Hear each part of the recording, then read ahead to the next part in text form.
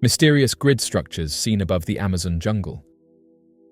A pilot flying over the vast expanse of the Amazon rainforest captured a set of startling photographs that have since drawn attention from researchers and curious observers alike. What the pilot documented from his cockpit were massive grid-like patterns etched into the landscape below, geometric shapes that sharply contrasted with the organic flow of the dense jungle. These mysterious formations, seen clearly from the sky, appear to be artificial in origin and have led many to question what long-forgotten civilization might have created them. The images join a growing body of evidence suggesting that the Amazon, long thought to be an untouched wilderness, was once home to sophisticated and highly organized ancient societies. Among the most striking of these artificial patterns are large, square-shaped mounds, often described as pyramids, that rise above the thick jungle canopy. These mounds and other geometric shapes, including rectangles and circles, have been identified in several parts of the Amazon basin. Some of these structures stretch for over a mile, forming symmetrical patterns that defy explanation as natural features. Researchers have been able to confirm that many of these formations date back to pre-Columbian times, although some believe they could be even older.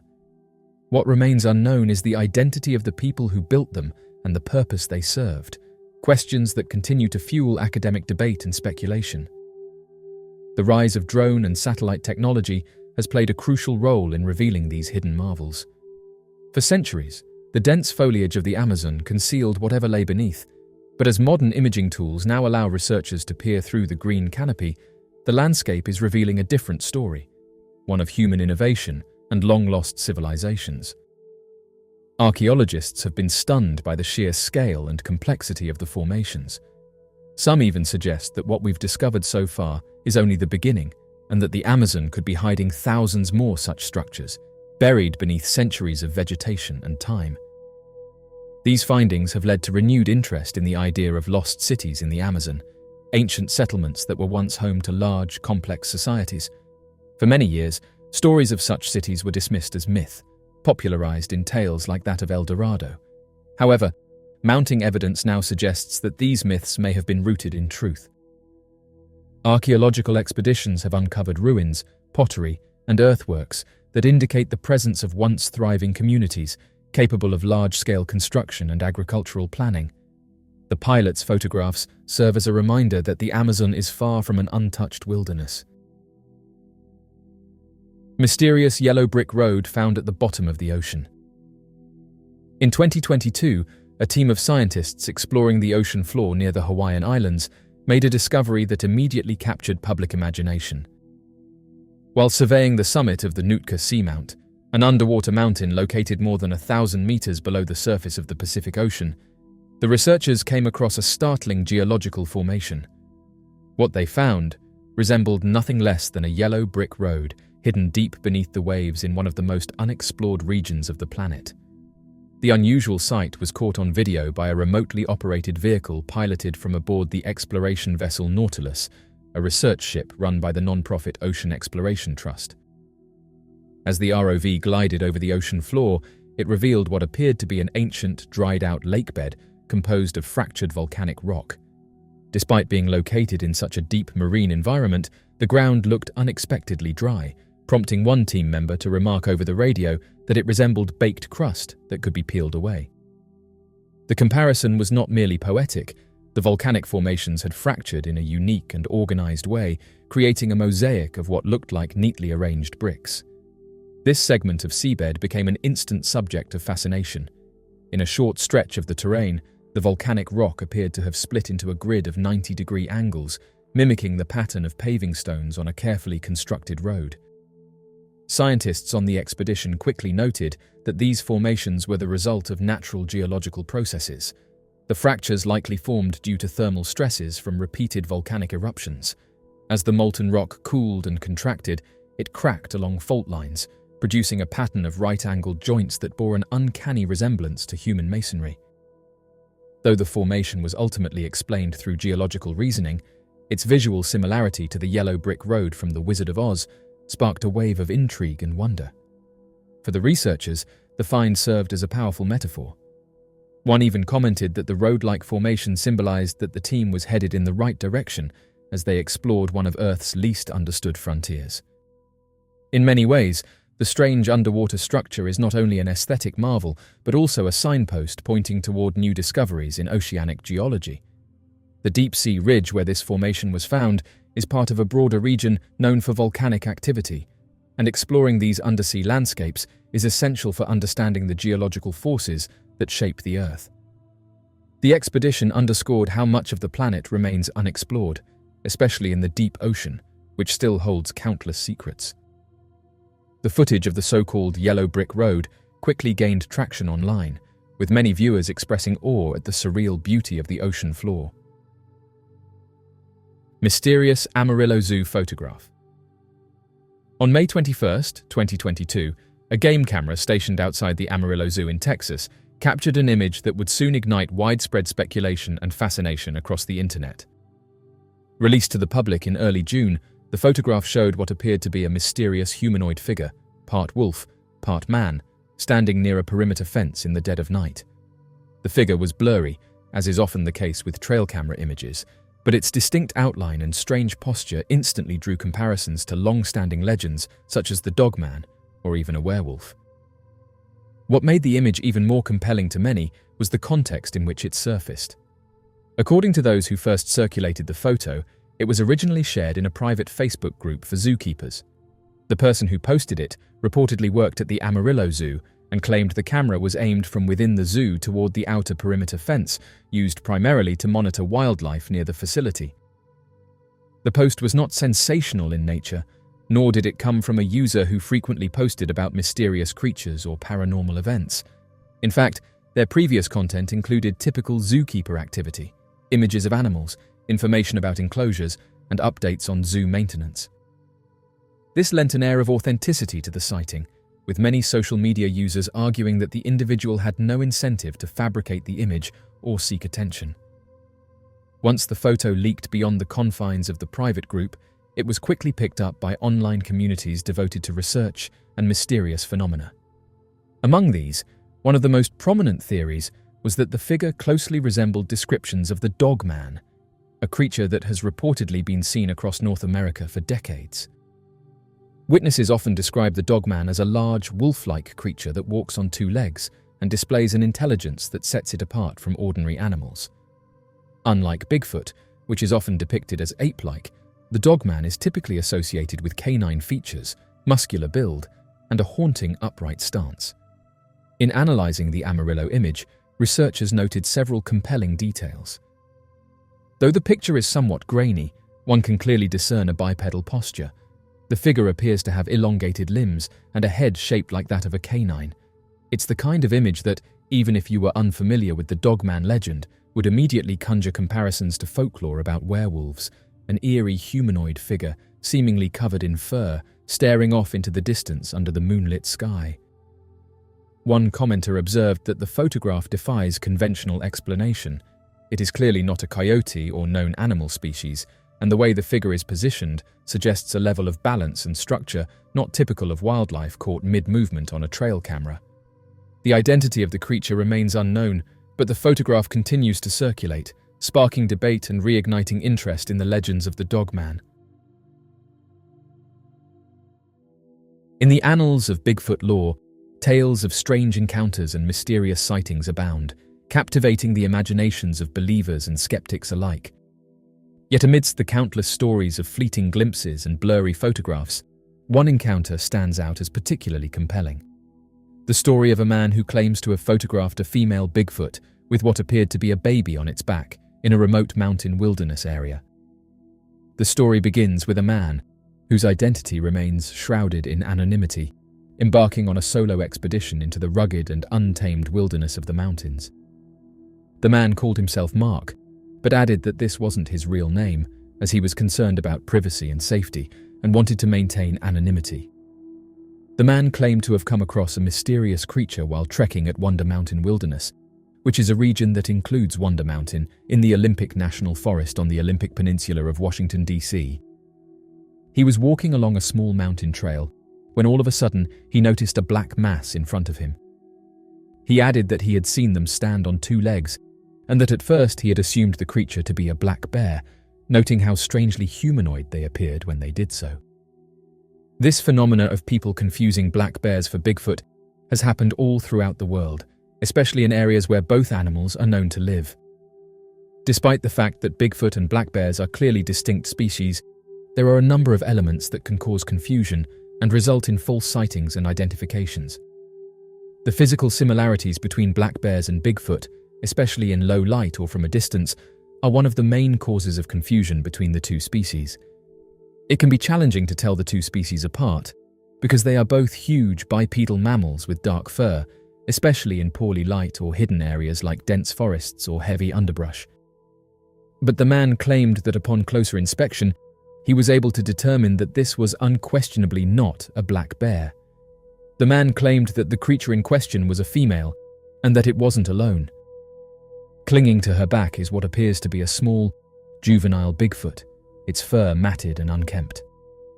The man said he couldn't believe what was happening, and quickly snapped a photograph with his camera, adding that it's blurry due to the fact the female Bigfoot was moving at the time the image was taken. As quickly as he sighted the creature, he said that the encounter was over almost as quickly as it began. The man observed the female Bigfoot and her young disappear back into the wilderness, saying that he was astounded by how disguised they both were, and that he would have never known they were there if he hadn't seen them. Interestingly, Bigfoot researchers have said that the dense vegetation and complex terrain of forest environments provide great opportunities for Bigfoot to conceal itself from sight, adding that thick underbrush, dense foliage, and rugged terrain can all provide natural cover and concealment for these large animals.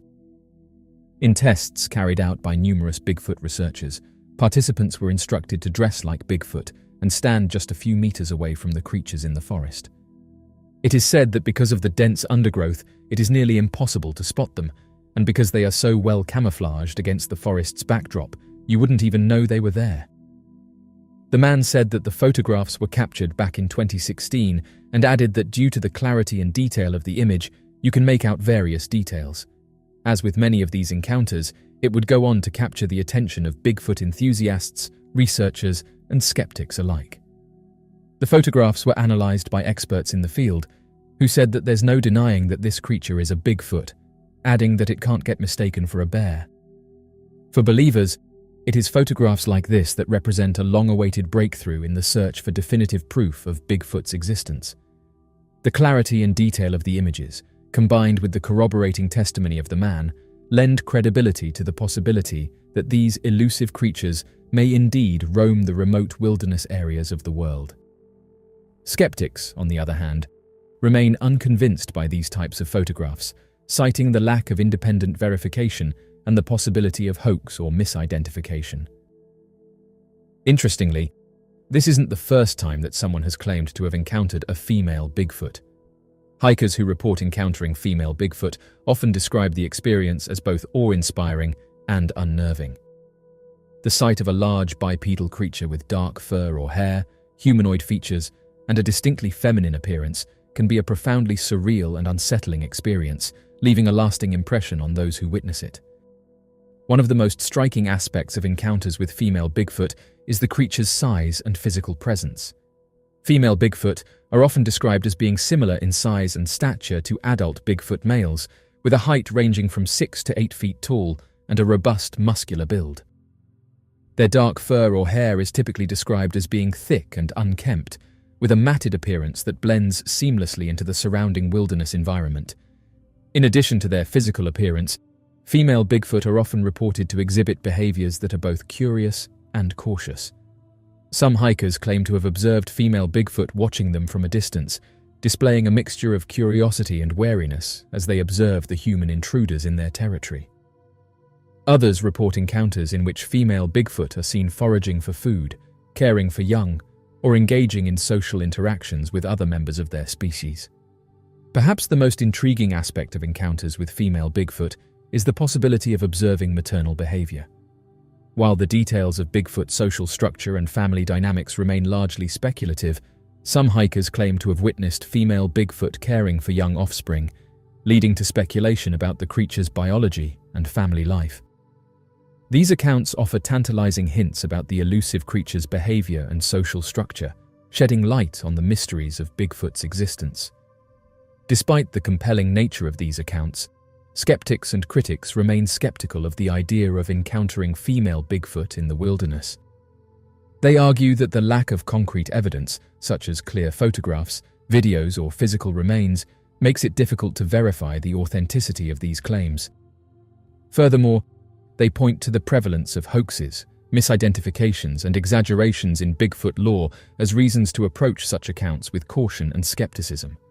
However, for those who have had first-hand encounters with female Bigfoot in the wilderness, the experience is often deeply profound and transformative. Whether the encounters are fleeting glimpses from a distance or up-close encounters with the creature in its natural habitat, they leave a lasting impression on those who witness them, sparking a sense of wonder, curiosity, and reverence for the mysteries of the natural world. Fishermen encounter a mysterious creature while fishing.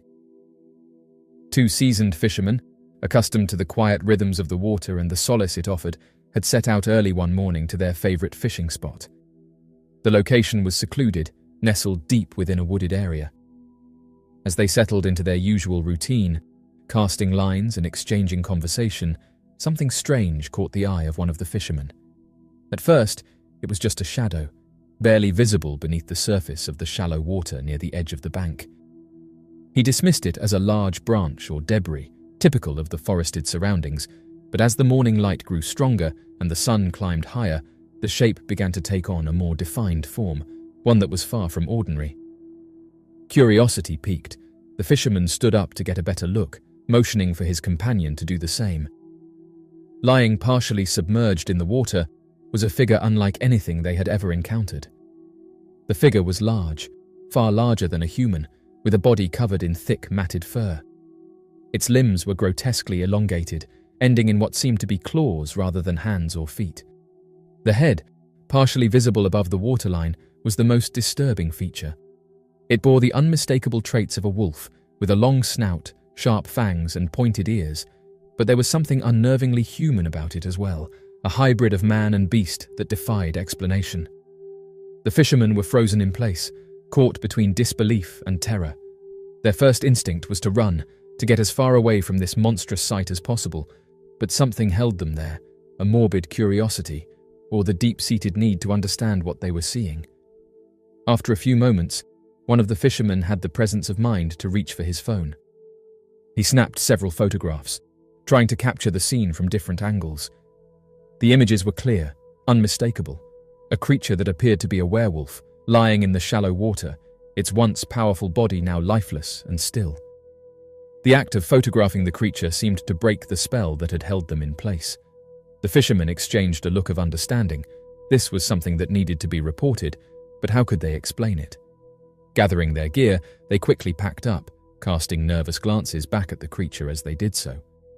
Once back in town, the fishermen decided to show the photos to a few trusted friends, people they knew would at least give them the benefit of the doubt. The reactions were mixed. Many were open to the possibility that this creature was real, their imaginations stirred by the undeniable strangeness of the animal in the photos. The official response was predictable.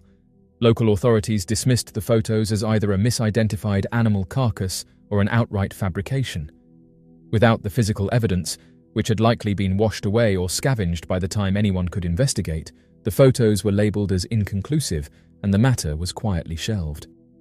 But for the fishermen, the experience was far from over. The images they had taken were burned into their memories, a constant reminder of that strange, terrifying day. They found themselves haunted by the discovery, unable to shake the feeling that they had stumbled upon something that was not meant to be seen. Even the familiar act of fishing, once a source of peace and relaxation, was now tinged with a sense of unease. In the end, the truth of what the fishermen had found that day remains a mystery. Whether it was a werewolf, a misidentified animal, or something else entirely, the discovery left an indelible mark on their lives. Arkansas officials can't explain this mysterious hole in the ground.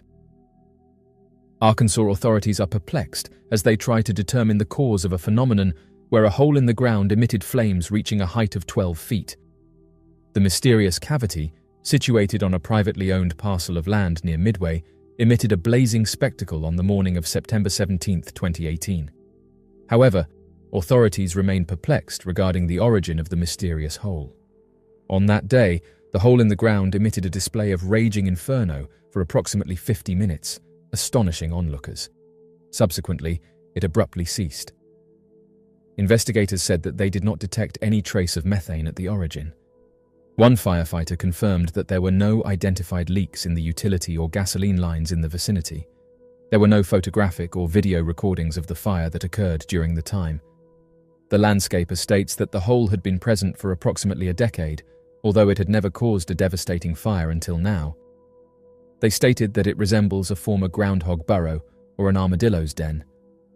Midway Fire Protection District's Donald Tucker suspects that there may be suspicious activities occurring underground.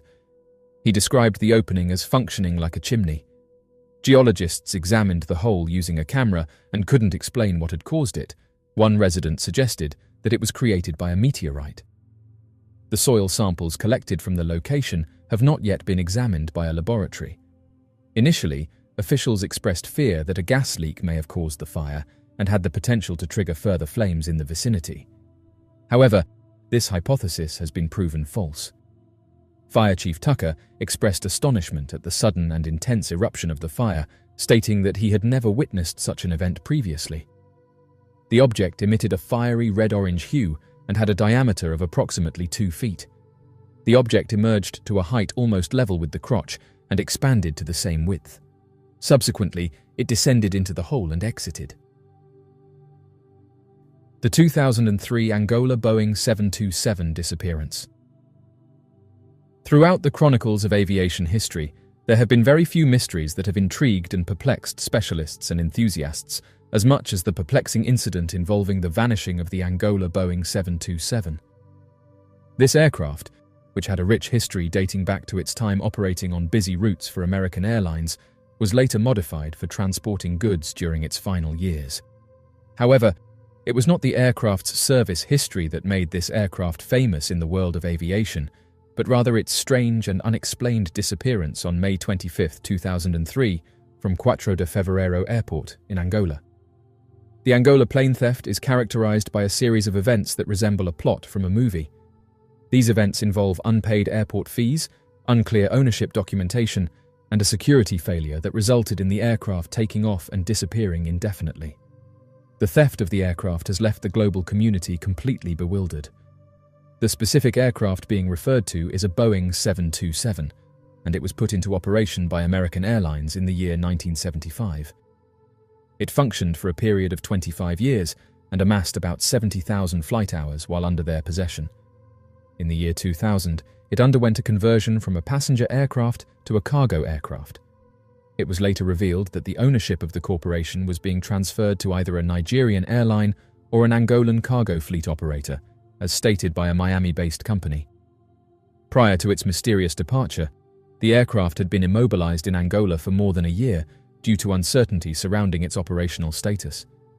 During this time, the aircraft incurred substantial financial obligations in the form of parking and service charges, estimated to be around $4 million. The issue became more intricate due to inquiries about the aircraft's ownership, as reports indicated a convoluted network of organizations and persons who asserted ownership in the plane. This made it challenging to determine who should be held accountable for its debts and its final outcome. Amidst speculation that the stolen Boeing aircraft was immobilized due to its lack of a high-frequency radio, an official from the Angolan Civil Aviation Authority reportedly indicated that the necessary paperwork confirming its lawful transformation from a passenger plane to a cargo plane was also absent. When the aircraft went missing, there were rumors that it had been prohibited from flying over Angolan airspace because of what were described as irregularities. Another iteration of the narrative proposed that the aircraft was, nonetheless, rented for the purpose of transporting diesel to diamond mines in Africa, with a cargo capacity of 5,000 gallons of fuel. However, it is important to note that this account remains speculative. The presence of complex financial and legal complications created the conditions for what would later be recognized as one of the most perplexing disappearances in contemporary aviation. On May 25, 2003, In the late afternoon, Ben Charles Padilla, an American flight engineer, aircraft mechanic, and private pilot's license holder, together with John Michael Mutantu, a hired mechanic thought to be from the Democratic Republic of Congo, entered the aircraft. Similar to many other details related to this peculiar narrative, even that fact is still a matter of contention. An airport staff member reported witnessing a solitary individual boarding the aircraft, but other witnesses claimed to have observed two individuals. Both men lacked the necessary certification to pilot the aircraft, which typically requires a competent crew of 3. Furthermore, it remains uncertain whether there were any other individuals present on the aircraft at this juncture. The involvement of one or both of these individuals in the plane's disappearance, as well as the possibility of their innocence as mere onlookers unwittingly entangled in a complex plot, remains undetermined. Before the aircraft departed, it is also thought that it refueled with 14,000 gallons of fuel, providing it with a range of around 1,500 miles. Precisely at dusk, the aircraft commenced its movement towards the runway without establishing communication with the control tower. Witnesses observed the aircraft exhibiting erratic behavior as it proceeded onto the runway without proper authorization. Devoid of any illuminated running lights, and with the transponder, which relays crucial information about the plane's identity, position, and altitude to air traffic control and other aircraft, deactivated, the pilfered aircraft departed in a southwestern direction, traversing the immense stretch of the South Atlantic. Both the individuals and the jet have not been sighted since. The vanishing of the aircraft has triggered a multitude of hypotheses throughout the years, encompassing plausibly credible explanations rooted in the domains of aviation and transnational criminal activities, as well as more conjectural and extravagant proposals. One hypothesis posits that the aircraft was pilfered with the intention of employing it in covert freight operations. There is speculation that this vehicle may have been utilized for the illicit transportation of prohibited items.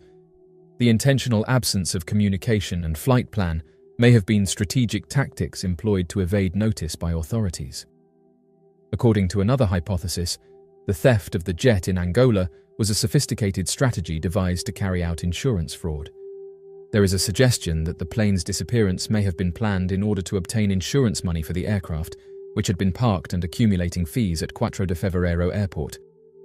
There are 3 possible motives for the theft of the Boeing plane: personal use, theft on demand, or sale on the black market.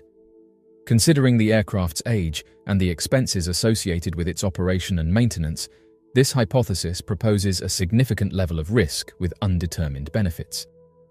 The prevailing consensus is that the missing aircraft likely experienced a crash in a distant and potentially unmapped area of the ocean, either in Africa or another region. The extensive and poorly monitored areas of land and ocean provide the possibility that the wreckage could remain unnoticed, particularly if attempts to find it, assuming there were any due to the transponder being turned off, were hindered by the absence of a final known location or search resources. Despite the various hypotheses, the destiny of the aircraft remains uncertain, as each explanation fails to address all inquiries. The lack of tangible proof has facilitated the proliferation of conjecture, transforming the vanishing of the aircraft into one of the most persistent enigmas in contemporary aviation. The mysterious vanishing of the aircraft continues to be one of the most intriguing unsolved mysteries in the annals of aviation.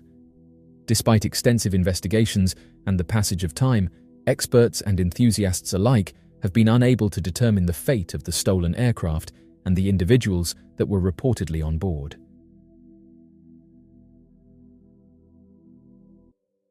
Nestled among the picturesque landscapes of Switzerland, the large Hadron Collider stood as a testament to humanity's relentless pursuit of scientific knowledge.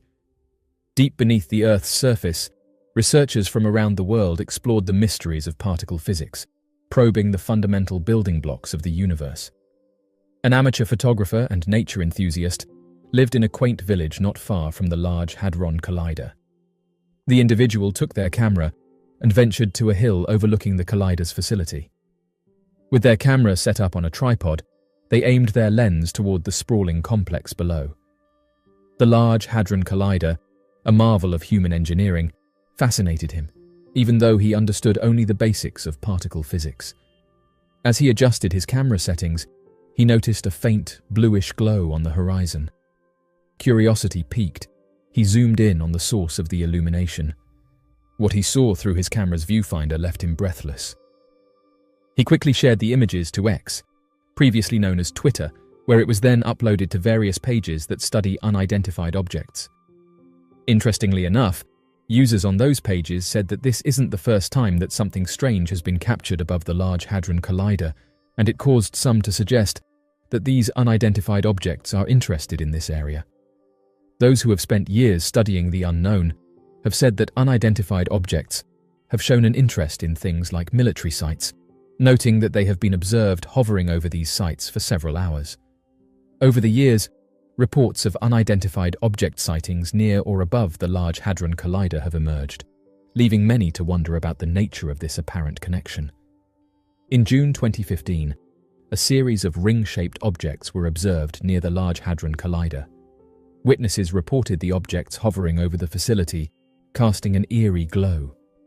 These sightings led to speculation about a potential correlation between the Large Hadron Collider's operations and unidentified object activity. One individual who used the name Isabella said that she witnessed these lights above the collider, saying that it was an unusual ring-shaped light that pulsated. The objects were unlike anything she had encountered before, describing that each one was a perfect ring, glowing with an otherworldly luminescence against the darkening sky.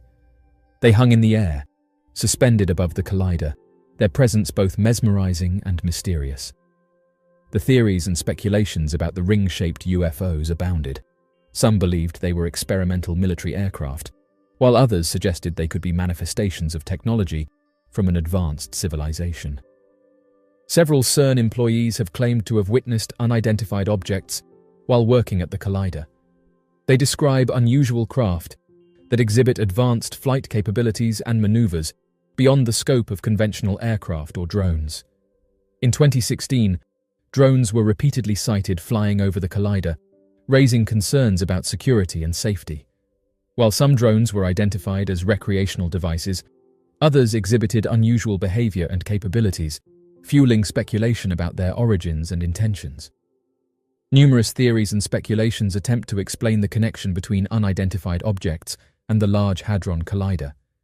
While some are grounded in scientific inquiry, others border on the realm of the speculative. Unidentified objects may be drawn to the collider due to its cutting-edge technology and its potential to alter our understanding of the universe. Advanced civilizations, whether terrestrial or extraterrestrial, might seek to monitor or understand the implications of such scientific advancements. Some theorists suggest that the Large Hadron Collider's immense energy output could attract unidentified objects, looking for alternative energy sources, or attempting to harness the collider's energy for their own purposes. The collider's experiments explore dimensions beyond the familiar three-dimensional space. Unidentified objects may be interdimensional travelers, utilizing the collider's experiments as gateways to access or explore different dimensions. While these theories offer intriguing possibilities, it is essential to approach the unidentified object phenomenon with skepticism and scientific rigor.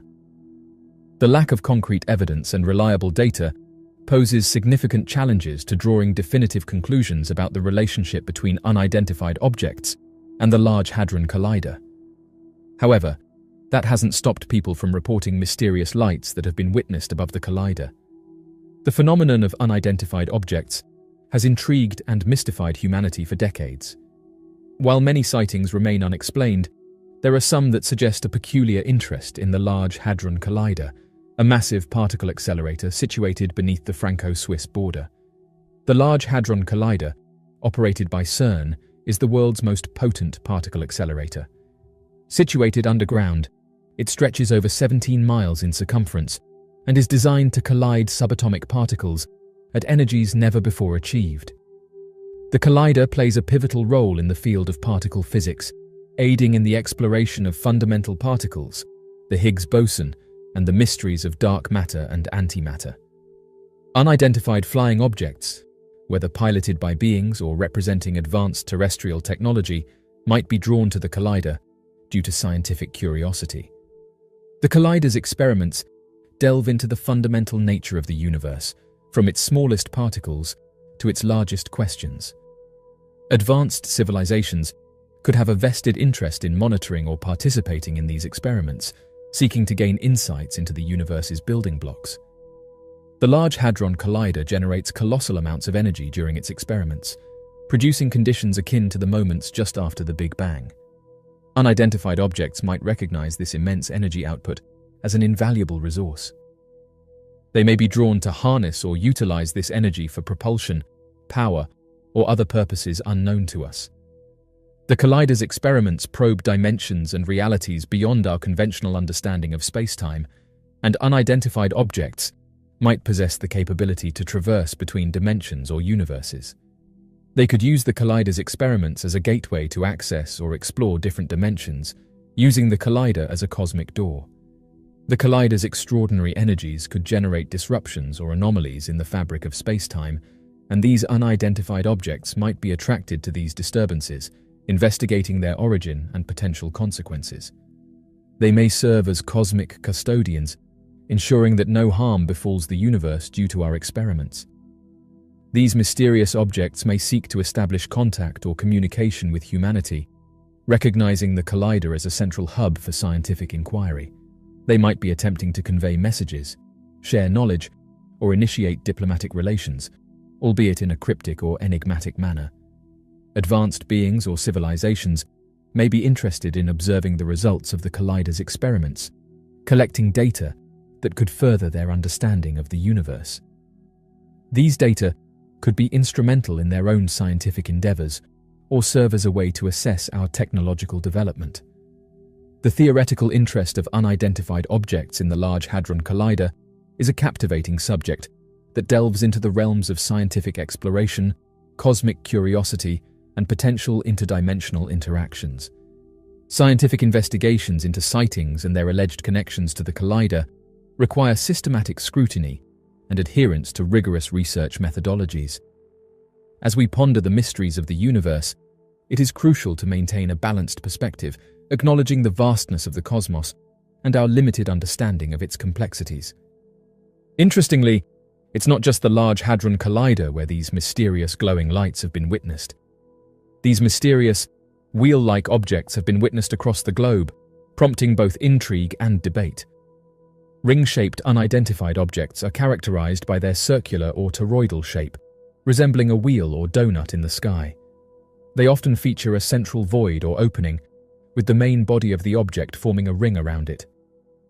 These enigmatic craft are typically described as being metallic, luminous, or sometimes translucent, and witnesses often report that these ring-shaped objects emit various colors of light, adding to their striking and otherworldly appearance. Ring-shaped sightings have been reported by individuals from different walks of life, ranging from civilians to military personnel and airline pilots. These sightings have occurred in various locations around the world, with some particularly notable instances. In the summer of 1952, a series of sightings occurred over the nation's capital, Washington, D.C. Multiple witnesses, including airline pilots and radar operators, reported observing ring-shaped objects maneuvering in the sky. The incident led to widespread media coverage and government investigations. In November 2006, airline personnel and passengers at Chicago's O'Hare International Airport reported a ring-shaped object hovering over a United Airlines terminal. Witnesses described the object as a silver, metallic ring, which eventually shot up into the sky at high speed, leaving a hole in the clouds. Ring-shaped unidentified objects have generated a wide range of theories and explanations. Skeptics often attribute these sightings to natural phenomena, such as atmospheric anomalies or optical illusions. However, many witnesses maintain that the observed objects exhibited controlled and deliberate movements, which challenge such explanations. Among enthusiasts, theories vary. Some propose that these objects represent advanced technology, possibly of extraterrestrial origin, while others suggest that they could be experimental military aircrafts, although the advanced maneuvers reported by witnesses remain difficult to explain within this context. The enduring mysteries surrounding these unidentified objects are what make them a captivating subject of study. Ring-shaped unidentified objects, with their distinctive form and mysterious behaviors, continue to challenge our understanding of the universe. Whether they represent advanced human technology, natural anomalies yet to be explained, or evidence of advanced intelligence, their presence in the skies serves as a reminder of the enduring enigmas that surround us. As the field of research advances and technology evolves, perhaps one day we will uncover the secrets of these ring-shaped objects. On February 6th, a seismic event of significant magnitude, measuring 7.8 on the Richter scale, struck the southern region of Turkey, close to the northern boundary of Syria. Subsequently, nearly 9 hours later, another substantial earthquake with a magnitude of 7.5 occurred approximately 59 miles, or 95 kilometers, southwest of the initial event. The initial seismic event was not only the most catastrophic earthquake to strike Turkey, a country prone to such occurrences, in over 2 decades, but it also matched the intensity of the notorious 1939 earthquake, which holds the record as the strongest ever recorded in the region. This seismic upheaval originated in close proximity to Gaziantep, located in the south-central part of Turkey. This particular area is home to numerous Syrian refugees who have sought shelter there, and it serves as a hub for many humanitarian aid organizations. In Turkey, the government is taking charge of the response effort, primarily through the Disaster and Emergency Management Presidency Coordination and in collaboration with the Turkish Red Crescent. Recognizing the magnitude of the crisis, state authorities have officially declared a Level 4 emergency, prompting an appeal for international assistance. Oddly enough, residents said that moments before the earthquake hit, a strange light could be seen in the sky. Although many passed this off as nothing, it's interesting to note that this phenomena has been documented countless times just prior to an earthquake hitting. Earthquakes are among the most destructive and awe-inspiring natural events on our planet.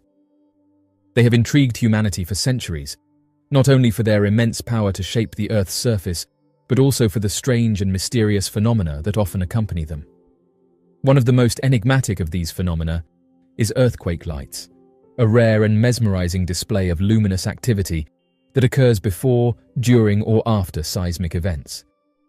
Accounts of earthquake lights date back centuries and span across various cultures and regions. The earliest recorded observations of these lights can be found in ancient texts from China and Japan, where they were often considered omens or supernatural occurrences associated with earthquakes.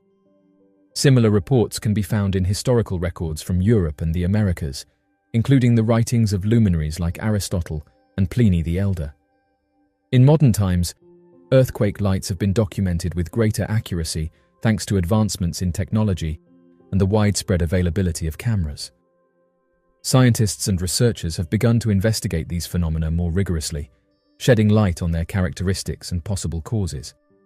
Earthquake lights, also known as seismic lights or earthquake lightning, exhibit a range of distinctive characteristics. Earthquake lights can manifest in various colors, including white, blue, green, yellow, or red. The specific color often depends on the geological conditions and the type of rocks in the region. The lights can take on different shapes and patterns, such as glowing orbs, flames, flashes, or streaks. These manifestations may appear stationary or move rapidly across the sky or ground. Earthquake lights can last for seconds or minutes, and in some cases, they have been reported to persist before, during, and after the seismic event.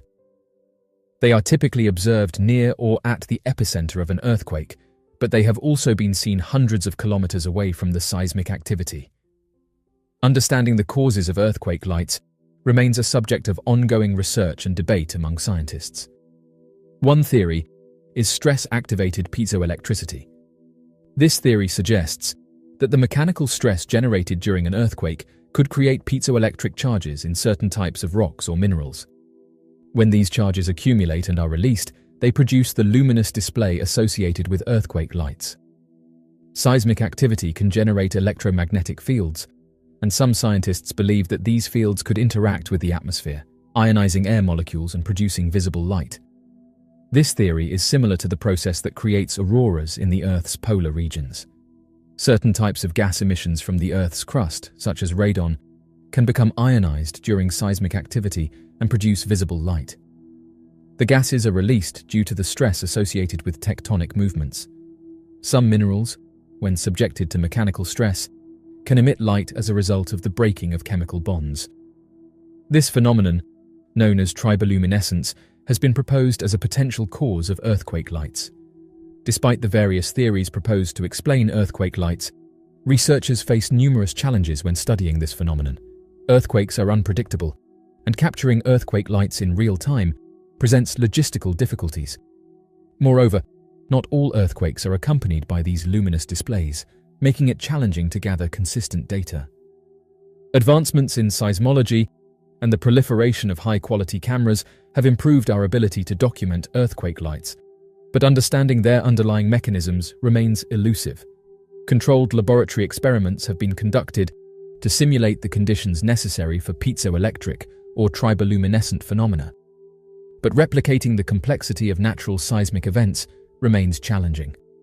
Earthquake lights continue to captivate the scientific community and the public alike. While progress has been made in documenting and understanding them, many mysteries persist. Can earthquake lights be used as a predictive tool for earthquake activity? Some researchers believe that studying these phenomena may offer insights into the early stages of seismic events. Why do earthquake lights occur in some regions and not others? Geological and mineralogical factors likely play a role, but the specific mechanisms remain uncertain. Raising public awareness about earthquake lights is essential for gathering more data and observations. Encouraging people to report sightings of earthquake lights could contribute to scientific understanding. Earthquake lights remain one of nature's most enigmatic and captivating phenomena. As science continues to advance, our understanding of these mysterious luminous displays will undoubtedly deepen. Whether the causes are linked to piezoelectricity, electromagnetic effects, gas emissions, triboluminescence, or a combination of these factors, earthquake lights serve as a testament to the intricate and interconnected nature of our planet's geology and physics. As researchers continue to unravel the mysteries of earthquake lights, their discoveries may not only shed light on the hidden complexities of earthquakes, but also provide valuable insights into Earth's dynamic and ever-changing nature. Following the devastating earthquakes that occurred on February 8th, resulting in the tragic loss of over 50,000 lives in the southern regions of Turkey and causing extensive damage to numerous structures spread across 11 provinces, President Recep Tayyip Erdogan exhibited a strong determination to expedite the reconstruction process in these affected areas. Over the past few months, construction activities have commenced at several locations. However, upon his recent visit to Antakya, which is renowned as Antioch both historically and now happens to be the urban area most severely affected, they said that it was disheartening to observe the lack of substantial progress in terms of reconstruction. Instead, the city that suffered extensive damage still appeared to be in the process of being dismantled, thereby leaving its remaining inhabitants in a state of uncertainty regarding their future prospects. Throughout the urban landscape, one can observe numerous forsaken residential skyscrapers, their once sturdy walls now absent, leaving only skeletal structures lining the bustling streets. Intense mechanical excavators remorselessly tear into these dilapidated edifices, reducing them to mere fragments of their former selves, ready to be carted away as debris. Consequently, a dense and suffocating cloud of dust lingers above the city, posing a hazardous situation for the inhabitants as their respiratory systems bear the brunt of this pollution. In the aftermath of the earthquake, the devastation was extensive, with every building in the surrounding vicinity reduced to rubble. The once bustling area now lay in ruins, a stark reminder of the destructive power of nature. As dusk descended, the desolation was illuminated by a few distant lights, emanating from a small number of occupied apartments, serving as a testament to the resilience of a few remaining inhabitants. Life in the city often gives off a transient vibe, where the impermanence is palpable. In the aftermath of devastating events, families find themselves seeking shelter in makeshift tents outside their damaged homes, facing an uncertain future. In an attempt to provide a semblance of stability, the government has established sprawling one-story box cities consisting of prefab metal structures resembling shipping containers. These densely packed structures serve as temporary residences, with electricity and water provisioned by the authorities. The cityscape is further enlivened by the emergence of shops, cleverly set up within these container-like enclosures, resembling train cars lining the main roads. Within these entrepreneurial spaces, Merchants strive to make a meager living by offering an array of services and products, ranging from haircuts and driving lessons to a wide variety of footwear options. In the aftermath of the devastating earthquake, there is a lone pet supplies store, owned by Selman Anlar, who himself has been directly affected by the disaster. Not only has the earthquake wreaked havoc on his own residence, but also caused significant damage to his pet shop, leaving him and his family without a proper shelter. Consequently, they have resorted to sleeping in a tent amidst the chaotic aftermath. Under such trying circumstances, Selman Anlar has had to adapt his business approach, shifting the focus of his inventory to primarily include birds. Earthquakes, among the most destructive natural disasters on Earth, are often accompanied by a range of mysterious and intriguing phenomena. One such phenomenon is the seemingly prophetic behavior of animals who sense the impending seismic event and react by fleeing or displaying unusual behavior. Throughout history, there have been numerous accounts of animals behaving strangely before earthquakes. These reports have come from diverse cultures and regions, providing anecdotal evidence of animals' ability to sense impending seismic events. Ancient texts from China, Greece, and Rome contain references to unusual animal behavior preceding earthquakes. For example, in 373 BCE, a severe earthquake struck the Greek city of Helice, and according to historical accounts, animals fled the city days before the disaster. The intriguing observations of animals' pre-earthquake behavior have prompted scientists to explore this phenomenon more systematically. While the scientific community once dismissed these accounts as anecdotal or superstitious, recent research has shed light on the connection between animals and seismic activity. Animals, particularly those with acute senses such as dogs, cats, and certain birds, are highly sensitive to vibrations and sounds. They can perceive the subtle ground vibrations that often precede an earthquake. These vibrations are caused by the movement of rocks and fluids within the Earth's crust before a seismic rupture. Some researchers have proposed that animals may detect changes in atmospheric conditions or electromagnetic fields preceding an earthquake. These changes could manifest as variations in temperature, air pressure, or ionization of the atmosphere. It is also possible that animals sense the stress accumulating along fault lines. This stress may induce changes in their behavior, causing restlessness, anxiety, or attempts to flee to safer areas. The ability of animals to sense earthquakes before they occur has led to the concept of using animals as a natural early warning system. If we can better understand and harness this ability, it could provide crucial minutes or even hours of advance notice to mitigate the impact of earthquakes on human populations. Zoos and wildlife reserves could play a role in monitoring animal behavior. By carefully observing the behavior of captive animals, researchers may be able to detect unusual patterns that precede seismic activity and provide advance warning.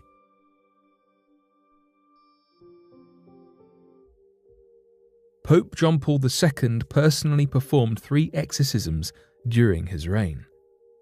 While the Vatican typically refuses to call an event an actual exorcism, they do, however, acknowledge the events which they are describing. The Pope might seem symbolic, as we usually only see ceremonious duties, but the Catholic head does perform papal exorcisms and other duties. Italian journalist Fabio Marchese Ragona has always maintained that he believes that demons are real and prowl about the earth looking for souls. He is a primary source for the history of Vatican exorcisms, John Paul II being no exception.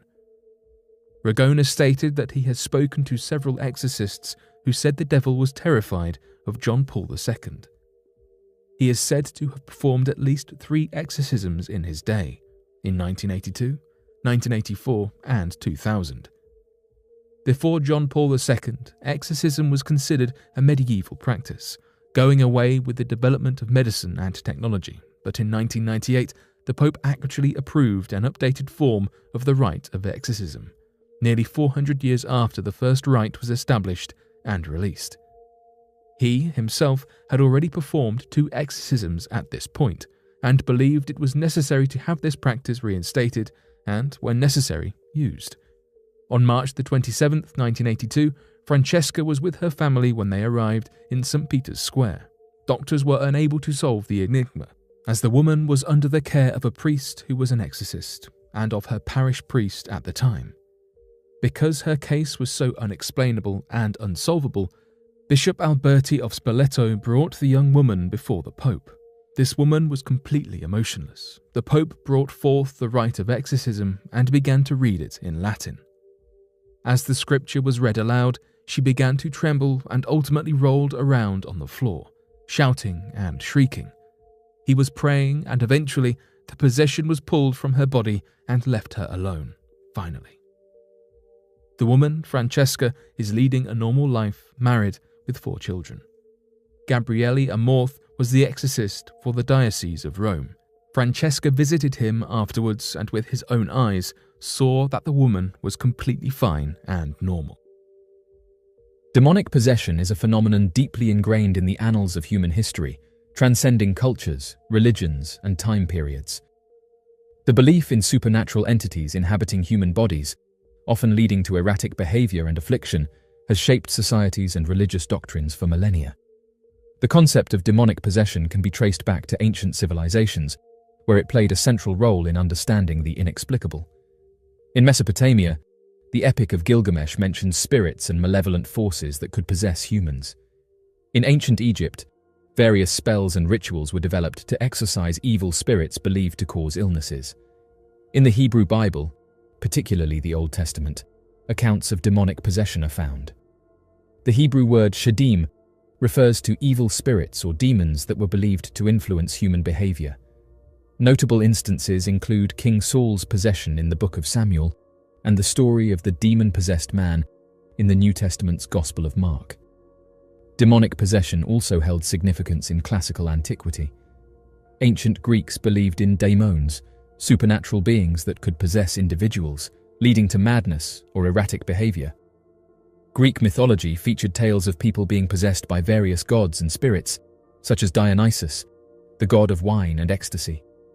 In Roman society, belief in spirits and possession persisted, with exorcisms and rituals aimed at banishing malevolent entities. The Roman historian Livy documented instances of demonic possession in his works, emphasizing the role of supernatural forces in human affairs. Demonic possession took on a new dimension with the rise of Christianity in the medieval period. The Church played a pivotal role in shaping beliefs about possession, with the emergence of exorcism as a formalized ritual. The Gospel's accounts of Jesus' exorcisms contributed to the Church's recognition of the phenomenon. The infamous Salem witch trials in the late 17th century are a dark chapter in the history of demonic possession.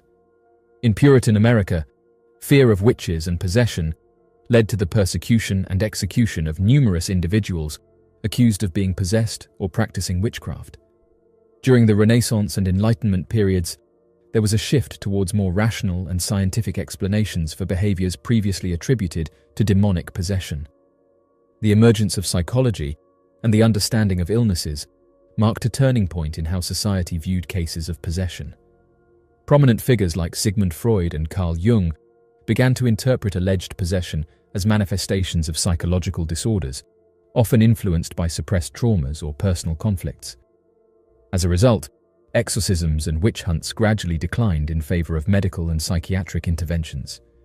In contemporary times, the belief in demonic possession persists in certain religious and cultural contexts. While skepticism about possession as a supernatural phenomenon prevails in secular societies, it remains a potent force in many religious communities. The Roman Catholic Church, for example, continues to perform exorcisms under specific circumstances. Cultural expressions of demonic possession have also evolved. Horror films, literature, and popular culture often draw on the concept of possession to terrify and captivate audiences. A group of approximately 250 clergymen hailing from 50 different nations has gathered in the Eternal City of Rome. Their purpose: to deepen their understanding of the intricate and often mysterious phenomenon of demonic possession. This exceptional congregation of priests has come together to engage in an enlightening exploration, one that encompasses not only theoretical knowledge, but also first-hand experiences shared by their fellow brethren. Exorcism continues to be a topic of considerable controversy, primarily fueled by its portrayal in popular culture and horror movies. However, it is important to acknowledge that alongside this media representation, There have also been instances where the practice of exorcism has been associated with cases of misuse. The week-long educational program organized by the Vatican, known as the Exorcism and the Prayer of Liberation, is widely recognized as the sole international series of lectures dedicated to this particular subject matter. Commencing its inaugural session in the year 2005, this program has witnessed a remarkable increase in participant numbers, with the attendance of priests more than doubling since its inception. Catholic priests from various countries have recently shared with the media that there has been a noticeable rise in individuals coming forward and recounting experiences that they believe to be indicative of being possessed by demonic entities. In a significant pronouncement made last year, Pope Francis emphasized the importance of addressing the genuine spiritual disturbances that some parishioners may face. According to reports, the number of individuals seeking exorcisms in Italy reaches an astonishing 500,000 annually. This phenomenon is not exclusive to Italy alone, as a 2017 report by Christian think tank Theos indicated a growing trend in the United Kingdom as well. One contributing factor to this increase is believed to be the proliferation of Pentecostal churches. In response to the increasing demand, several dioceses have taken the initiative to create their own educational programs. This trend can be observed in regions such as Sicily in Italy and the bustling city of Chicago in the United States. According to Father Gary Thomas, an experienced American priest with over a decade of exorcism practice, there has been a notable rise in the demand for exorcisms. One contributing factor to this phenomenon, he suggests, is the growing reliance on social sciences in our society, resulting in fewer churches training priests as exorcists. This decline in exorcism training within the Christian Church has subsequently led to an increase in superstitious beliefs and practices. As society increasingly leans towards a more scientific and secular approach, the traditional role of exorcists has diminished. According to Italian priest Benigno Paglia, who shared his insights with Vatican News, the increasing popularity of practices like tarot card readings and sorcery has sparked a resurgence in the need for exorcisms. In the realm of exorcisms, it is important to note that only a small fraction of cases truly necessitate a significant exorcism procedure. In the year 1999, the Catholic Church embarked on a significant endeavor to revise and update the regulations governing exorcism, marking the first comprehensive revision since the year 1614. In the process of dealing with a possessed individual, the priest will employ a sequence of deliverance prayers to alleviate the presence of evil. According to information provided by Catholic officials, during a possession ritual, it is customary for the priest to wear a specific attire consisting of an intricately embroidered white tunic known as a surplice, accompanied by a stole in the color purple. In order to ensure the effectiveness of the ritual, the individual believed to be possessed is often physically restrained. Furthermore, the utilization of holy water is considered an essential element in this process. In a comprehensive and in-depth manner, the priest invokes the intercession of saints, engages in prayer, and shares selected passages from the Bible that depict Jesus' powerful acts of exorcising demons from afflicted individuals. Through the invocation of Jesus' name, the priest beseeches the malevolent spirit that has possessed an individual to submit to the divine authority of God and to depart from the afflicted person's being. This entreaty, replete with unwavering determination, may be repeated as many times as necessary until the exorcism is deemed successful by the discerning priest. Once convinced of the spirit's departure, the priest then engages in prayer, fervently seeking divine intervention to ensure that the tormenting presence of the evil entity will no longer afflict the individual. The mysterious invasion of Washington, D.C. In the summer of 1952, the nation's capital, Washington, D.C., became the epicenter of an extraordinary event that would ignite widespread fascination, curiosity, and speculation. The Washington, D.C. UFO invasion. Over a series of nights, multiple unidentified flying objects were observed over the city, leading to a flurry of reports, investigations, and a pivotal moment in the history of UFO encounters. The events of the 1952 Washington, D.C. invasion unfolded in the midst of the Cold War, a period marked by heightened tension between the United States and the Soviet Union. The US Air Force played a central role in monitoring the skies for potential threats, including the possibility of aerial incursions by enemy aircraft. For years, science fiction movies, TV shows, and magazines have shown UFOs landing on the White House lawn, emerging from their crafts and making contact with the leader of the free world. Interestingly, a similar incident to this did actually occur in the summer of 1952. While we do not have concrete evidence of physical landings, there were numerous reported sightings of peculiar circular objects, some hovering over the White House and others gracefully traversing the skies above Washington, D.C.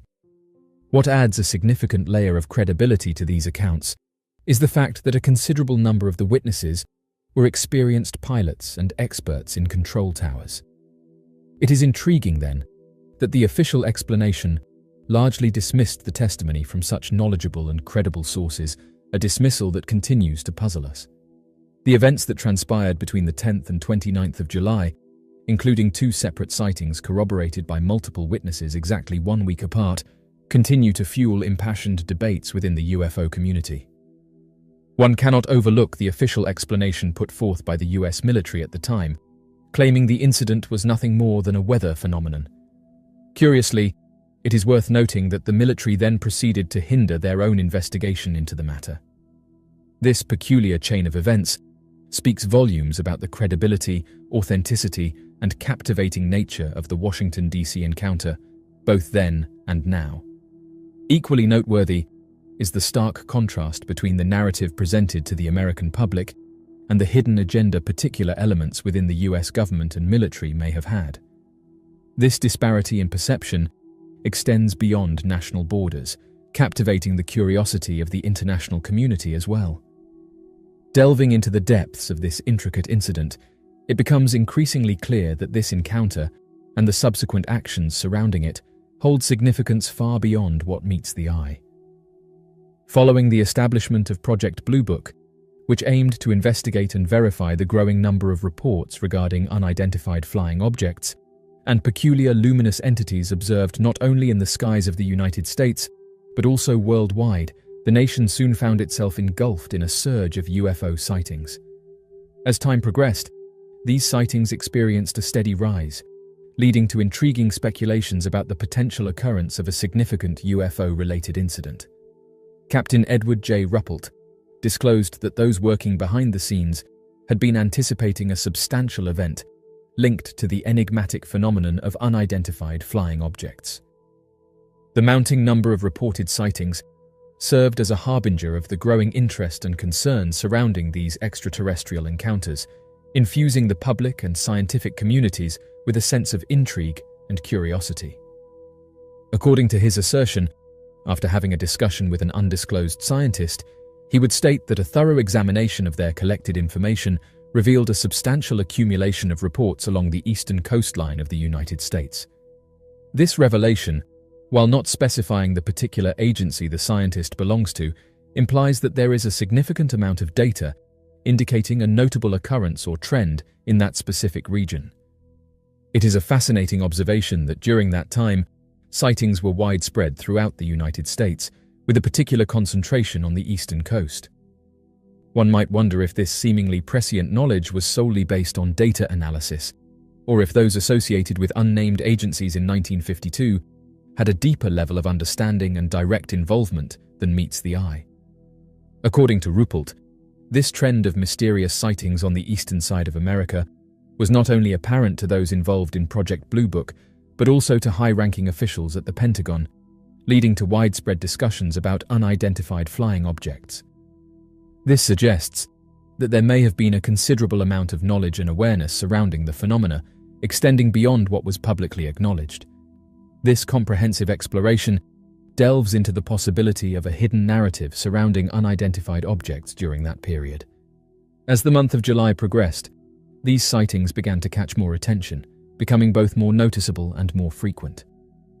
The event that would later be known as the Washington, D.C. UFO invasion commenced on July 10, 1952, with a report from a crew of national airlines. They witnessed an unusual light that was deemed too luminous to be a regular balloon and moving at a pace that was too slow for a meteor. This sighting occurred in the southern region of Washington, specifically over Quantico, Virginia. The incident sparked widespread curiosity and speculation among the public, leading to a deep exploration of the phenomena surrounding unidentified flying objects in the area. In a continuation of the strange series of events, 3 days later, specifically on the 13th of July, another commercial airliner had a noteworthy encounter. The aircraft was flying at an altitude of 8,000 to 9,000 feet, which was higher than the National Airlines plane. Interestingly, this sighting took place about 60 miles away, in a southern direction. The pilots of this aircraft reported observing a luminous and dazzling light beneath their position. Surprisingly, the light then ascended to the same altitude as the plane, and for several minutes, it remained suspended to the left side of the aircraft. Afterward, in a rapid and steep ascent, the light raced away from their location. The peculiar encounters didn't end there. The following evening, a Pan American plane, en route from New York to Miami, Florida, became the focus of attention when the crew reported the presence of 8 unidentified flying objects over Newport, New Virginia. This incident further added to the mounting collection of UFO encounters. 2 nights later, on the 16th of July, there was another sighting in the same area. However, this time, the witness was not aboard an aircraft, but on the ground. The inexplicable phenomena continued to captivate and bewilder both pilots and civilians, leaving them questioning the nature of these unidentified aerial objects. In the late evening, specifically a little after 9 in the evening, at Langley Air Force Base, an unidentified scientist employed by the National Advisory Committee for Aeronautics Laboratory, accompanied by an undisclosed individual, experienced a remarkable sighting. Their attention was captivated by the presence of 2 radiant lights emitting an amber glow. Astonished, the scientist remarked that these lights were of a size that far exceeded that of any conventional aircraft. What's more, the enigmatic lights possessed an uncanny ability to traverse through the air in absolute silence, defying the laws of aeronautics. After several minutes of observation, an intriguing phenomenon unfolded. The lights suddenly altered their course and retraced their path. However, in doing so, they displayed a peculiar behavior, seemingly engaged in a subtle competition for spatial arrangement, maneuvering gracefully through the sky. Subsequently, causing even greater intrigue, a third light materialized, joining the original duo in a perfectly synchronized formation, before disappearing from sight altogether. During the time when official UFO organizations like Project Blue Book and diligent researchers were aware of these sightings, the general public remained oblivious. However, a significant shift was about to take place on the 19th of July, at approximately 11 in the evening.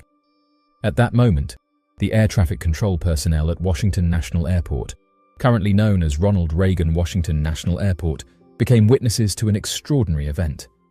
Their radar screens unexpectedly detected the presence of 7 peculiar objects. These mysterious entities were situated approximately 15 miles south of Washington and appeared to be moving in random directions, lacking any discernible destination or purpose. This incident marked a turning point in terms of public awareness and understanding of UFO phenomena. Harry Barnes, a seasoned senior air traffic controller, demonstrated a keen awareness of the developing situation. With unwavering focus, he diligently observed the radar screen, not once diverting his gaze. Recognizing the gravity of the situation, he sought assistance from 2 other proficient air traffic controllers who joined him in closely monitoring the screen. Together, they meticulously conducted comprehensive checks to ensure the radar system's optimal functionality.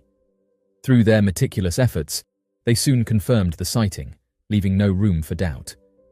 All corroborating evidence pointed to the radar systems operating flawlessly, minimizing any potential concerns or disruptions.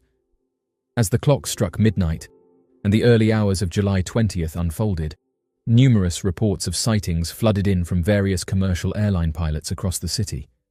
However, it was when Barnes personally witnessed the peculiar unidentified crafts moving towards Washington, D.C., even darting past the esteemed White House, that he realized the urgency of the situation.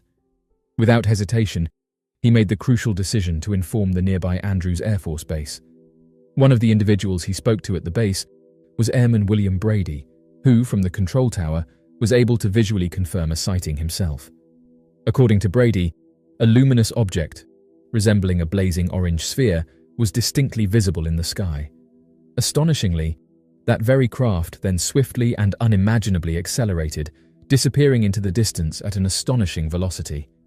There were multiple instances of military personnel at Andrews Air Force Base reporting sightings, and Brady's sighting was not the only one.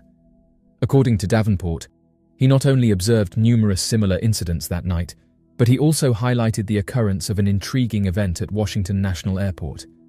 A radio controller instructed Capital Airlines Flight 807, which had recently taken off, to report any unusual lights in the area. However, before the controller could even complete the request, an excited voice burst through the radio, capturing everyone's immediate attention. This incident demonstrates the simultaneous nature of Davenport's sightings and the commotion at the airport, further adding to the mysterious atmosphere surrounding the events of that evening. The individual speaking on the radio was Casey Pierman, an experienced pilot who had been in the aviation industry for a remarkable 17 years. Seated in his trusty DC-4 aircraft, Pierman patiently awaited the command to take off and begin his investigation of the peculiar occurrences. However, something extraordinary happened as soon as he started speaking over the radio. In an unexpected turn of events, Pierman's voice broke through to describe a fascinating spectacle unfolding before him. Pierman proceeded to narrate a series of unusual sightings, depicting bright lights resembling falling stars that were devoid of any trails. However, what truly defied logic was the fact that Pierman's commentary inadvertently mirrored the activities showcased on the radar screens. This inexplicable synchronization between his observations and the radar display was truly bewildering. Several hours later, around 4 a.m, a similar incident unfolded. A commercial pilot, who was in the vicinity of Washington National Airport, unexpectedly spotted an anomalous light to the left of his aircraft. This extraordinary occurrence was not limited to the pilot's perception alone, as radar operators were also able to detect the presence of the unidentified object. Interestingly, as the pilot communicated that the object was moving away, the radar blip corresponding to it eerily vanished, leaving no trace on the radar screens. This intriguing event serves as a testament to the enigmatic nature of the phenomenon, inviting further contemplation and investigation into its origins and possible explanations. Approximately 90 minutes after Pierman's commentary, the personnel stationed at the Newcastle Air Force Base embarked on the preparations for the takeoff of 2 F-94 jets. The precise timing shortly after 3 a.m. allowed the aircraft to venture into the nocturnal skies above the nation's capital, just as the mysterious objects had disappeared from the radar screens. Serving as diligent guardians, the jets diligently surveyed the area, ensuring constant vigilance until their fuel reserves began to dwindle. At that juncture, they would safely return to their base. However, intriguingly, it didn't take long for the enigmatic objects to reappear. These events led Barnes to a compelling conclusion. The unidentified objects were evidently engaged in a meticulous monitoring of the radio transmissions. This observation eloquently underscored the level of sophistication and awareness demonstrated by these unidentified flying objects. The objects continued to hover in the sky above until 5:30 a.m, persisting in their mysterious presence. Barnes, an individual well-versed in investigative journalism, conducted a meticulous examination of the reports and timeline regarding the events that unfolded from the 19th to the 20th of July. To ensure comprehensive coverage, he went beyond his duties and even penned a detailed article intended for dissemination among various news agencies. According to his compelling report, a total of 10 aerial objects lacking identification were observed traversing the skies above the nation's capital. Remarkably, this captivating episode continued to captivate the attention of onlookers for a duration slightly exceeding 6 hours. During this particular period, an air of peculiarity started to envelop the situation. Ruppelt, who had just crossed the halfway point of his 6-month venture to scrutinize these sightings, felt an immense eagerness to personally visit both control towers, including Andrews Air Force Base. His objective was to converse with witnesses and examine the data firsthand. What struck him as rather peculiar was that he learned of these incidents purely by chance, stumbling upon them in a newspaper report without any prior notification from the Pentagon. This omission raised a few eyebrows. To his surprise, and in a rather bizarre turn of events, Ruppelt encountered resistance when he requested a staff car to conduct his investigations at the control towers. This unexpected denial by the Pentagon raised suspicions about their behavior, leaving one to wonder about their true motives. Instead of suggesting that he should rely on public transportation, they proposed an alternative that seemed more convenient. However, opting for public transport would not only consume unnecessary time, but also surpass the limit of reimbursable expenses set by the Pentagon. They were not outright preventing him from investigating, but in practical terms, they were creating nearly insurmountable obstacles. In hindsight, it becomes strikingly apparent that despite their public statements, the Pentagon had little inclination to be transparent with either the general public or their own employees regarding the enigma of unidentified flying objects. Their intentions appeared dubious when it came to shedding light on the UFO phenomenon. Despite a facade of openness, they were far from forthcoming. However, individuals who witnessed the events personally were not convinced by such dismissive attitudes. On the 26th of July, the subsequent week from the initial incident, a comparable phenomenon unfolded in the evening skies over Washington. Both commercial airline and military pilots were witness to a peculiar display of glowing lights, reminiscent of what had occurred exactly a week earlier. Notably, one pilot of a B-29 aircraft filed a report claiming to have observed 3 amber-edged white flashing objects. These enigmatic entities were reported to exhibit a velocity matching the speed of sound, leaving behind a distinct trail of yellowish hue. The recurrence of such sightings added an intriguing layer of mystique to the already perplexing events, captivating the attention of numerous onlookers. In addition to the previously mentioned sightings, there were also additional reports from individuals on the ground. Among these reports, one notable incident occurred at Andrews Air Force Base. Although the identity of the witness remains undisclosed, a former sergeant reported observing a blue-white light that exhibited an astonishingly high velocity. The sighting left the sergeant in awe of the light's incredible speed and intensity. One intriguing aspect of the unidentified sergeant's statement is the mention of the lights going out, rather than simply disappearing or moving away. This particular detail frequently emerges in reports of unidentified object sightings, including those that have occurred in more recent times. Exploring this phenomenon in greater depth, it is essential to consider the potential causes behind the lights abruptly extinguishing. One possibility is that the intense brightness of the lights creates an illusion, making it appear as if they have vanished when, in fact, they may have simply moved further away or assumed a different form. This optical deception could be a result of the human eye's adaptation to sudden changes in luminosity.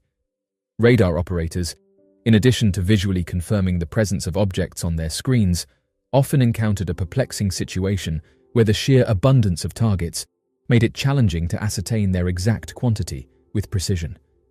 Furthermore, these unidentified targets displayed astonishing aerial maneuvers that defied the conventional capabilities of any known aircraft during that era. During the occurrence of these events, Al Chop, a public relations professional employed by Project Blue Book, found himself receiving an urgent telephone call. The time was late in the evening when a member of the control tower team at Washington National Airport contacted him with alarming news. There had been multiple sightings of unidentified flying objects, both on the radars at the airport and at Andrews Air Force Base. What caused even greater concern, however, were the numerous reports pouring in, as if a horde of people were persistently attempting to gain attention and access to the information regarding these sightings. Shortly following the urgent distress call, he would make his way to the control tower, refusing the reporter's plea to capture images of the radar screens as he stepped into the facility.